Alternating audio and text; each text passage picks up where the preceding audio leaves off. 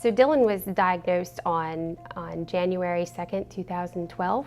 We were at our 19-week anatomy scan, and my husband and I were really excited. We were going to find out if we were having a boy or a girl. I remember the technician's words, "I'm having a hard time seeing a 4-chambered heart." And I didn't really know what that meant. I think I heard somebody say, well, just as long as there's 10 fingers and 10 toes, but it never occurred to me that you had to have 4 chambers in the heart. And on further diagnosis, we were told that Dylan had something called hypoplastic left heart syndrome. And for us, that was absolutely our moment. Nothing was the same after that.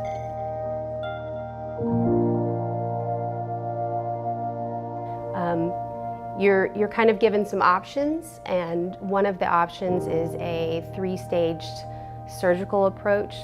And so after a lot of really exhaustive research, we decided to have his surgeries done at Ochsner at the time. The next morning when we went in to see him, we noticed one of the recliner chairs in the room had been kind of pulled up to the end of the bed in like kind of an awkward position.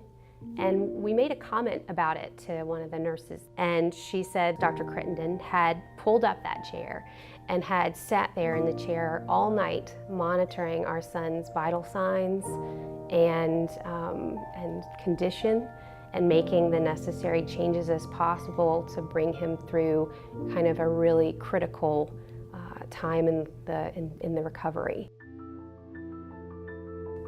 It was right after kind of our Glen recovery, and we got home. It had been maybe a couple months.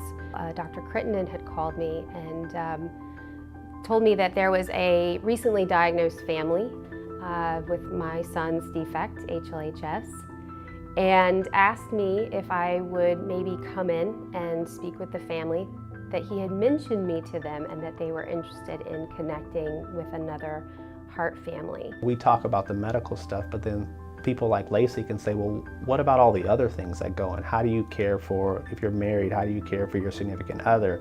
How do you care for your other children if you have other children? All those other complex social issues that end up, that these parents also have to deal with. I think Lacie's a little bit more helpful with that than we are as physicians. And I realized that there was an immense amount of strength that can come from kind of being ahead on a path and looking back and kind of shining a light for those behind you and kind of saying, you know, you're going to be okay, you can do this, your kid can do this, you're going to get through this, and you know, it's going to get better.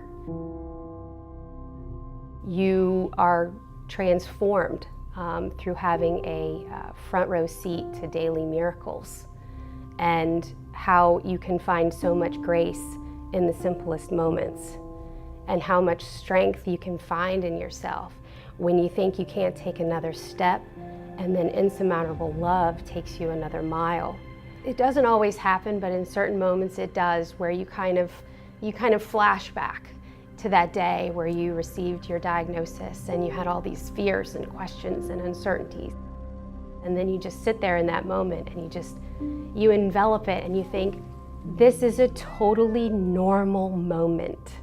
And those totally normal moments are the best moments that I can find to celebrate.